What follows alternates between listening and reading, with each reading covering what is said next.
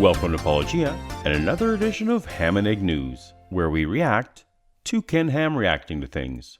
If you're new to the channel, why not take a second to tap on the subscribe button, so you'll be notified when new science, theology, and news videos come out. I haven't been covering as many of these episodes recently, because it's the most fun when the CEO is actually there. But he's finally back. Let's mark this occasion with a few seconds of awkward silence.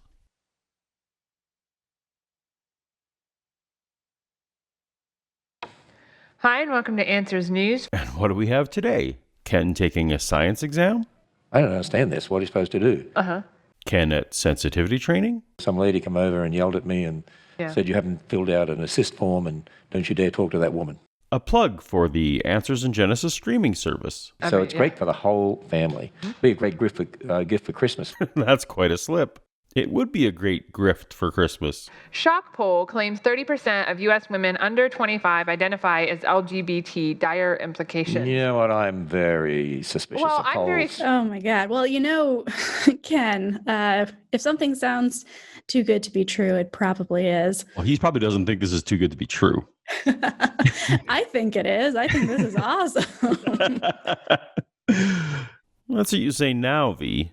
But we don't get a lot of awesome from Answers News. But since you're here, you up for Ken's take? Absolutely. I'm so down for stats, especially about LGBTQ issues. I'm very suspecting of it because it says that this was done by a Democratic data scientist.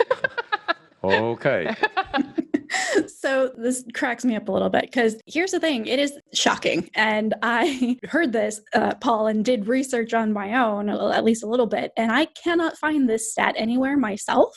And so they're kind of on the right track here, at least initially, where they're like, hey, this seems like a very high percentage. Maybe we should fact check it.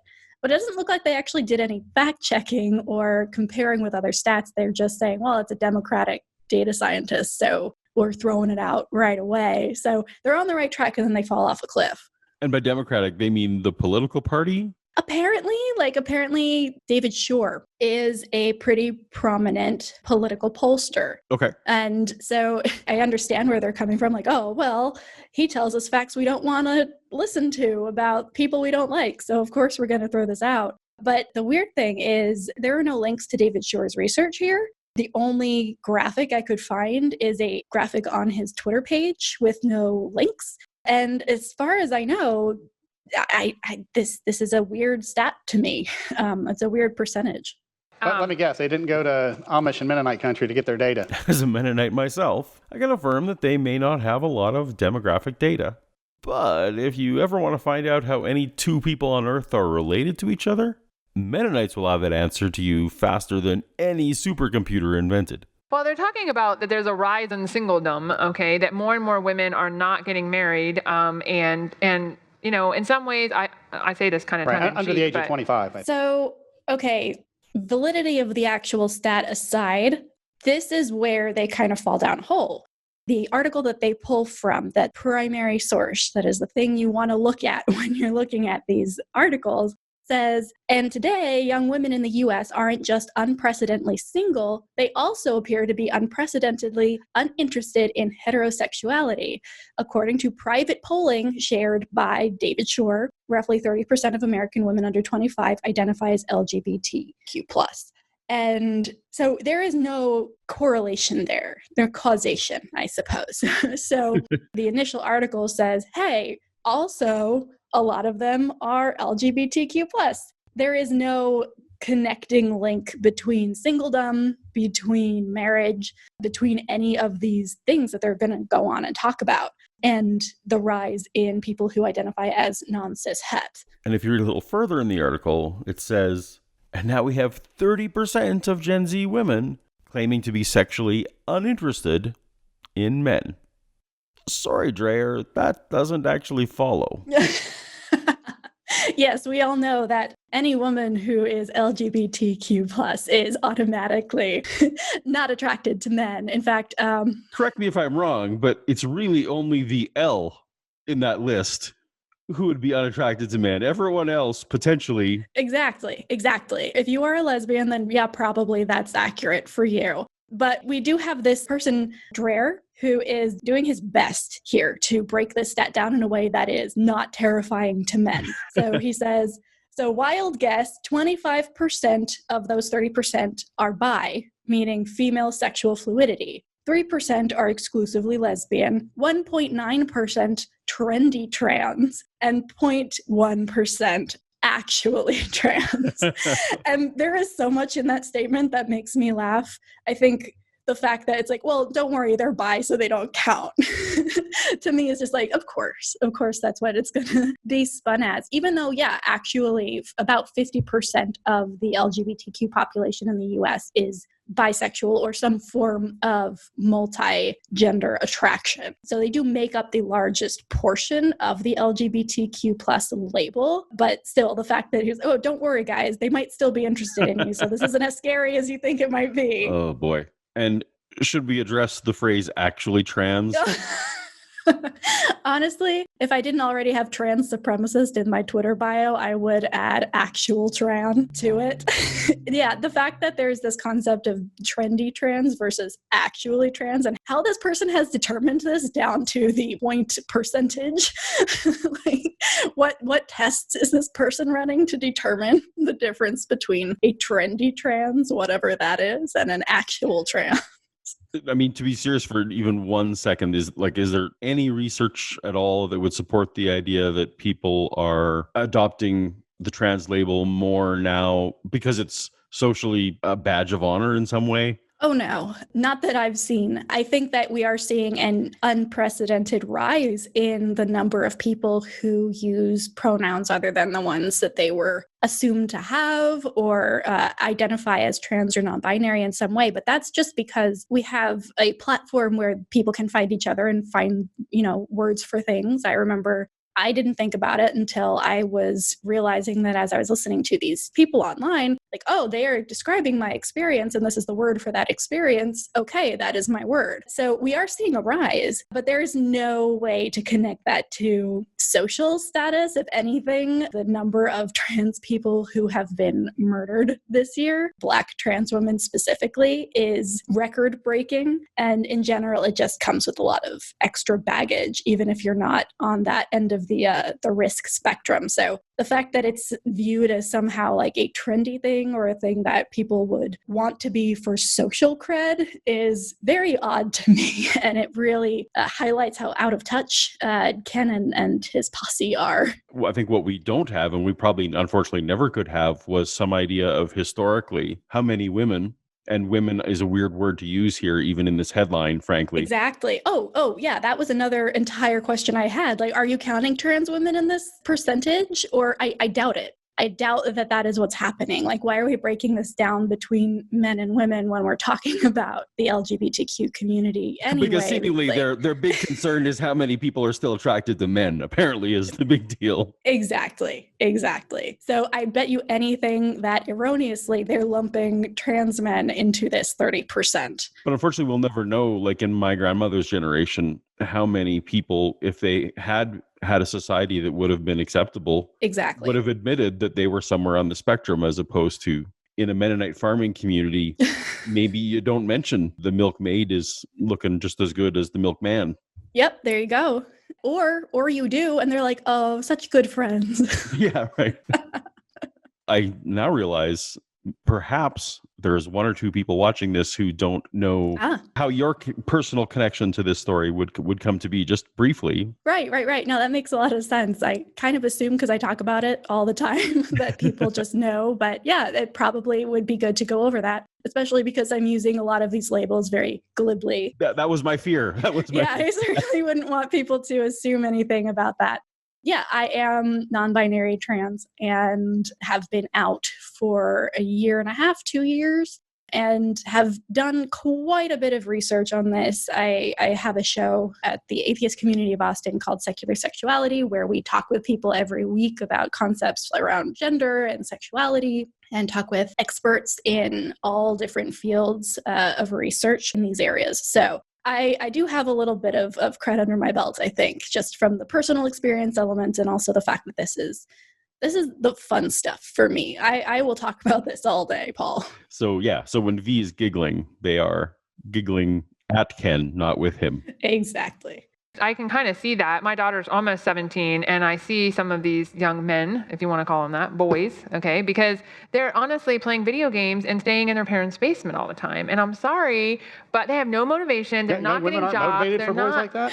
So this actually was a bit surprising. I was kind of like, all right, well, I mean, it's a weird burden shifting situation happening there, but like it feels so gendered, even that, right? Even that, well, men, well, if you can call them men, boys, like there is this concept apart from just the sheer ageism there that is exhausting at this point to have to deal with, is that concept of, well, you only get to call yourself a man if you do X, Y, and Z, and you only get to call yourself a woman if you are normal and attracted to men and all of that. So it's just so interesting to me that even in their very well thought out, you can tell, thought out rebuttal of this topic, they fall right back into exactly the same kind of platitudes and stereotypes that is honestly the thing pushing Gen Z and millennials away from being interested in heterosexuality. Why is anything that she's saying intriguing to people,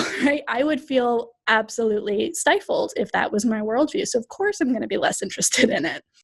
It seems to be a conceit, and correct me if I'm wrong, that George's daughter has a choice about her sexuality based on the available mating pool. That is, that is definitely in there as well. And while I am not necessarily a proponent of the it's not a choice, I would never choose this angle, because it makes it sound like, oh, if I had a choice, like I would never want to be this. No, I fucking love it. I enjoy my sexuality very much. I enjoy my gender very much. Engaging with the rest of the world is where it gets tricky. But yeah, from a biological standpoint, from a scientific one, yeah, this isn't necessarily a choice that people make based on available mates. So it could just be that we have a world where we have to deal with maybe a decreased dating pool if, people don't meet our expectations, but that's not going to turn us gay. Well, as we all know, the world is dangerously underpopulated. Oh, yes. Fighting against all those. Get on that. Get on that. Some of those guys sitting in their mother's basements are the ones that critique us. Yes, exactly. Well, we know that for a fact. I'm so curious about where they know this as a fact. Like where are they getting these stats from? What information do they have about their detractors? Well, they have the sample size of me, who when Ken met me for the first time, he accused Paulogia of living in his mother's basement. So clearly... It's so indicative of, again, the rest of this epistemology. And I'm on an epistemology kick because of my own show. And I'm finishing up an episode on confirmation bias and cognitive biases and how that impacts how we perceive information. This is just screaming at me like unformed epistemology here. Like just another example of, I feel this thing. I have a sample size of maybe 2 people. So we know something to be a fact and can make generalizations about it. And it's just so frustrating because honestly, if they wanted to talk about legitimate stats, they could dive in. They could say, hey, do you know that 30% of bisexual and trans women live in poverty? Or maybe how 25% of the LGBTQ plus people in the US make under $24,000 annually, and how 27% are food insecure. So the idea that they are jumping onto this single stat and then just going off on a fucking tangent and not interested in, hey, okay, here's a stat. Let me look for some more. I found this with like 5 minutes of Googling, Paul. It's not hard to do, but it's just so far outside of the realm of what epistemologically they're expecting of themselves and of their audience that this is satisfying somehow. Just this kind of blatant speculation and equating feelings with facts. Because every time I put up a Facebook post or tweet, they're sitting at their computers just waiting in their mother's basements.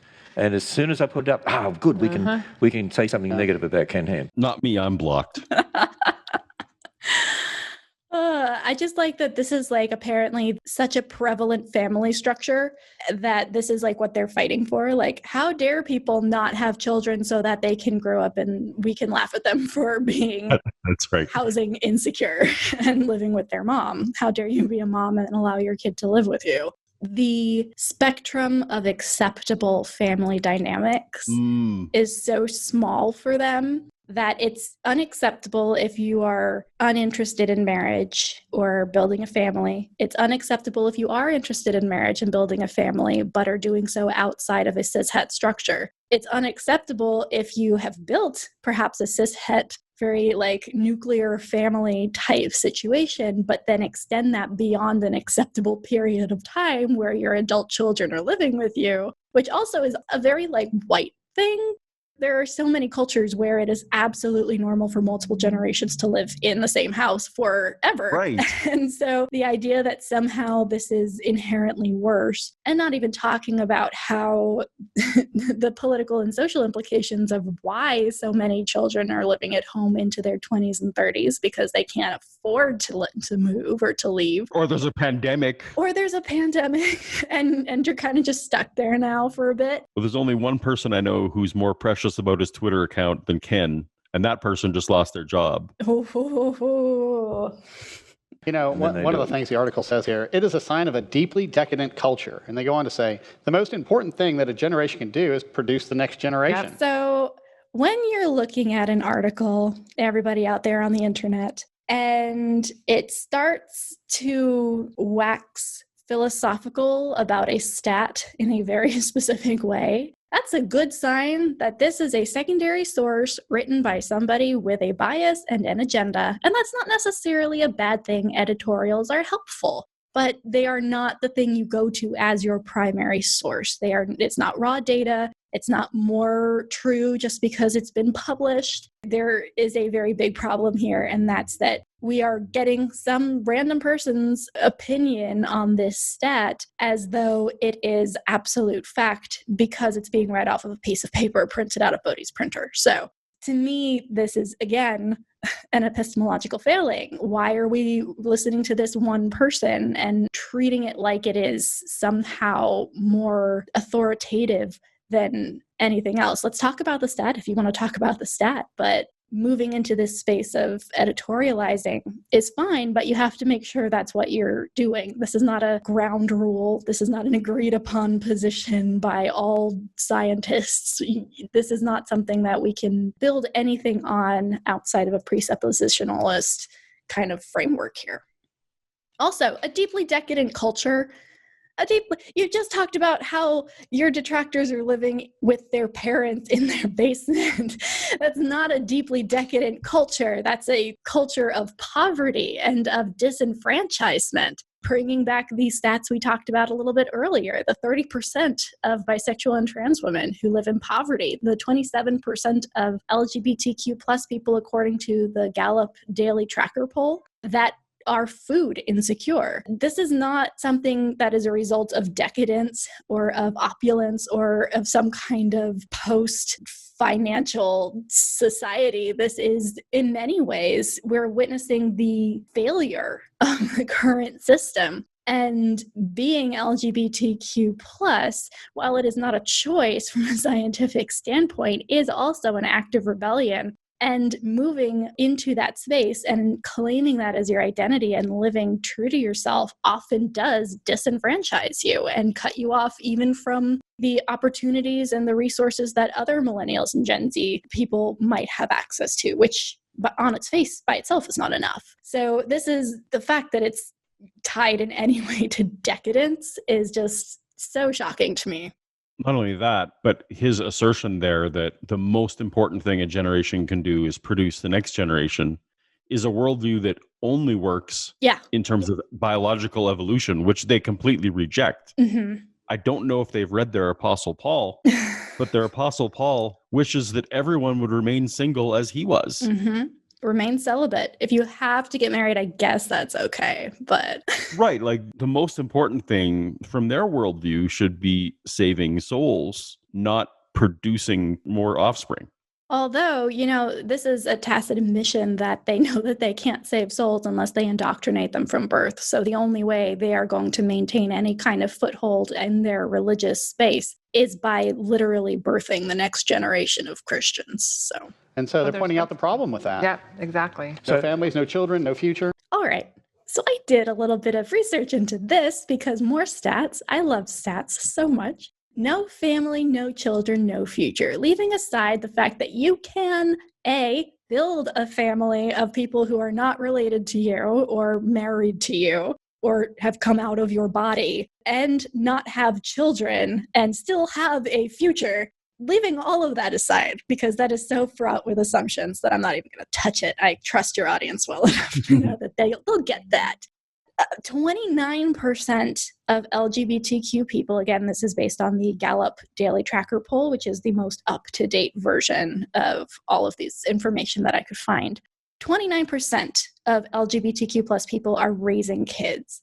And the 2019 census lists that only 38% of US married couple households have kids. That's not a very big discrepancy in terms of percentage, especially considering that part of that 38% is made up of also LGBTQ plus people, because they don't differentiate between the genders or the sexualities of the people involved. Right. So this is not a very big percentage of, there is no difference here, barely, between people who are LGBTQ plus and people who are that and other stuff.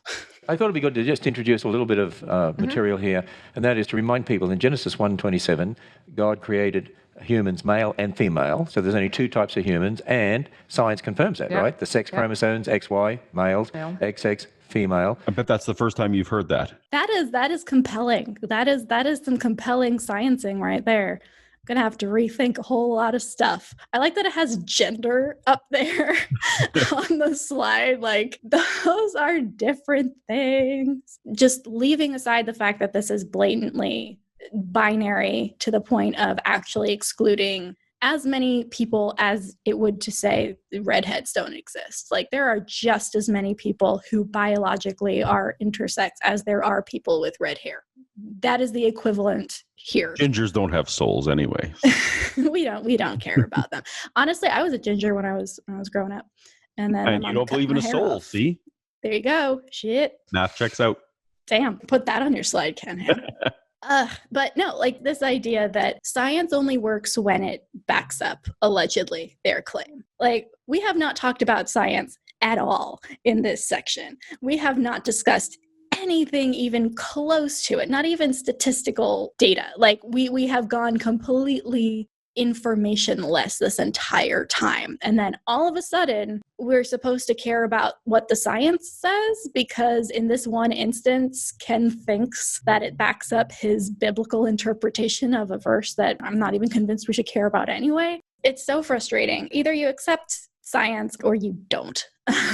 And the fact that so many people get swayed by this is very frustrating, because so many people in the atheist community still hold to this very, very erroneous and outdated and simplistic idea that Ken is perpetrating right here. And it's because they live in a society that was built by people like Ken Ham. And so to reject the religious component, but then continue to accept the erroneous science and the simplistic understanding of human sexuality and gender is essentially granting the Ken Hams of the world a victory.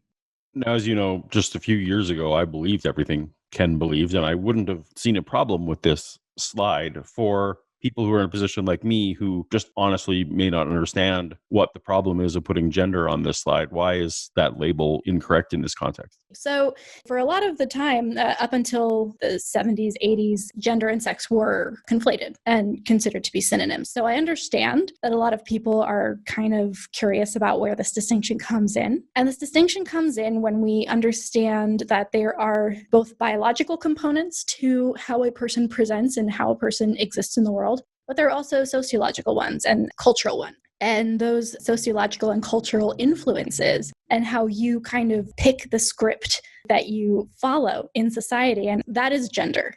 There is no consistent line between the chromosomes you have and how culture treats you. It doesn't matter what's between your legs. It doesn't matter what your chromosomal makeup is. It is a very Western and a very oppressive structure that we've somehow bought into as scientifically accurate, and it simply isn't.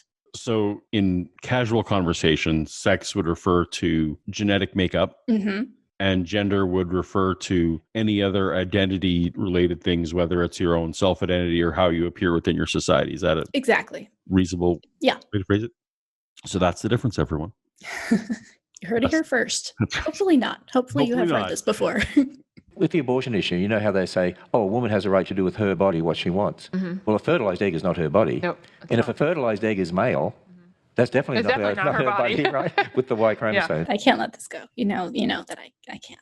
Here's the thing. Nobody who is arguing for abortion is arguing that somehow the thing inside of you is you. They're saying that you have the right to bodily autonomy and to decide when another entity, whether or not that's a conscious one, gets the right to use your body against your will. It's an argument from consent.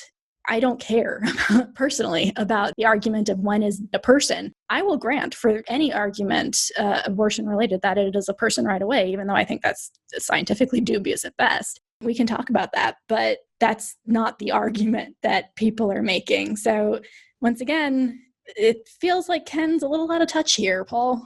And what was the one God seeking? In other words, what's one of the primary importances of the family marriage?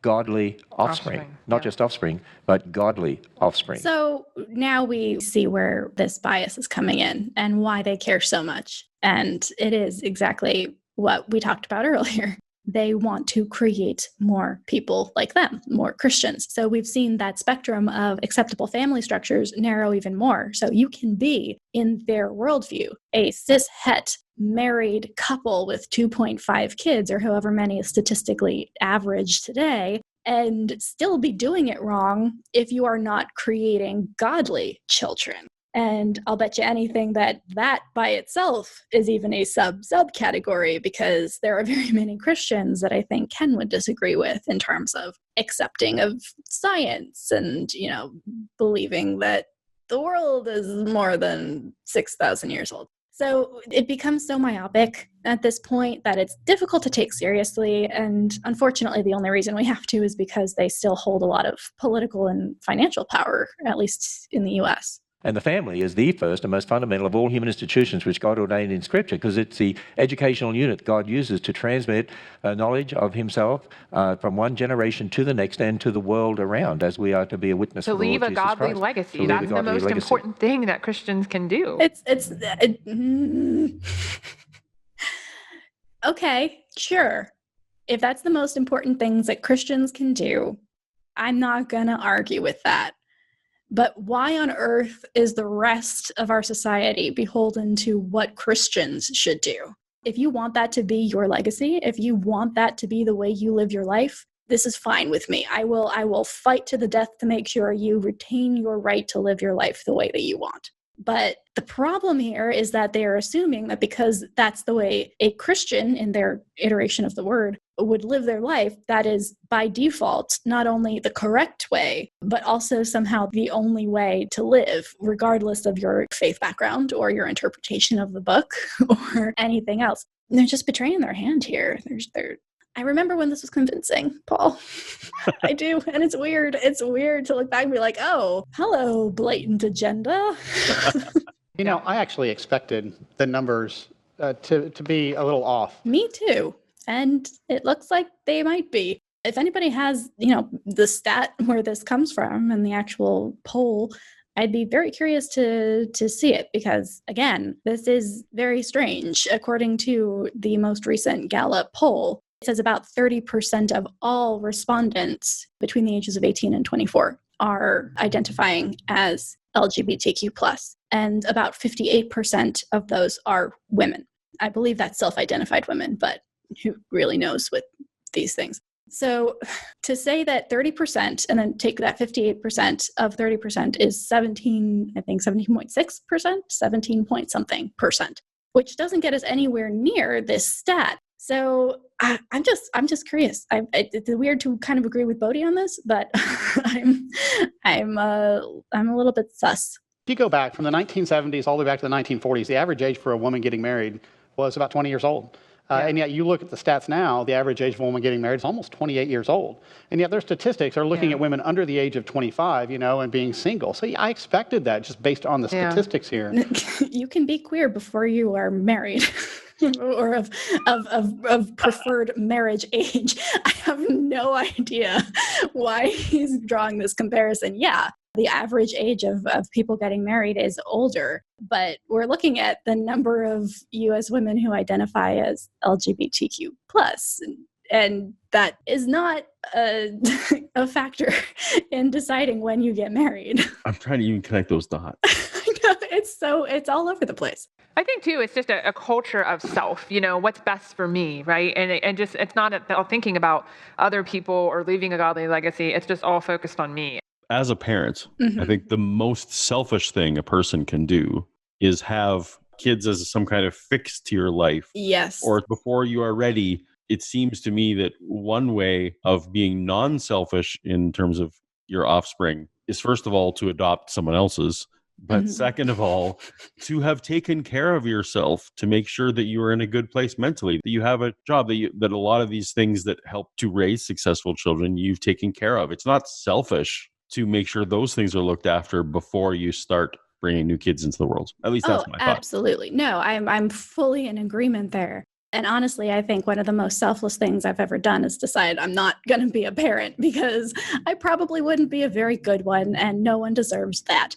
But I think even that line of thinking grants a premise that is not accurate here, which is that there is somehow a correlation between being LGBTQ+ and not being interested in these things. Research compiled by the Family Equality Council in 2017 shows that while the prevalence of marriage in the general population continues to decline, the number of same-sex married couples has increased significantly in the last decade as people have gained freedom to marry. And so LGBTQ plus people are actually bucking the trend here. And as we saw earlier, 29% of them are raising kids, which is just, 9% fewer than the general population?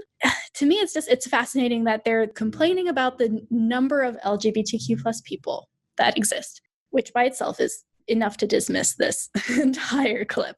And they're also complaining about the lack of marriage. Meanwhile, I'll bet you anything, they're out on the front lines saying LGBTQ plus people cannot get married. Right. like kind of shooting yourself in the foot there. Like, we want to get married. We want to help those stats, and you're actively thwarting that. Hey, I found a guy living in a basement. You said you're... Yeah. Well, listen to this one. Hey, I'm currently living in parents' basement, but I take care of the home, write novels, including Christian books, and lead and teach Christian adult groups. There you are. Ken is mad at George about this, when it was Ken that said that people lived in their parents' basement. You know what? There are times, and I've watched this enough, unfortunately, through your channel.